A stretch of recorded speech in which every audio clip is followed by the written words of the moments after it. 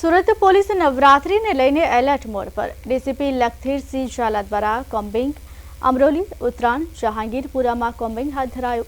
રાંદેર અને અડાજણ પોલીસ સ્ટેશનના વિસ્તારમાં પણ કોમ્બિંગ હાથ ધરાયું।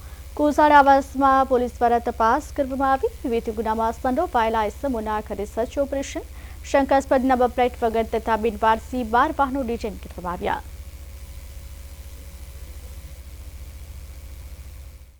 माननीय police commissioner Shri Anupam Singh Gehlot sir द्वारा अवारनवार सूचना आपवामां आवी रहेल छे, जेना भागरूपे आजरोज झोन 5 विस्तारना 110 जेटला पोलीस अधिकारी और कर्मचारीओने साथे राखी कोसाड विस्तारमां कोम्बिंगनुं आयोजन करवामां आवेलुं।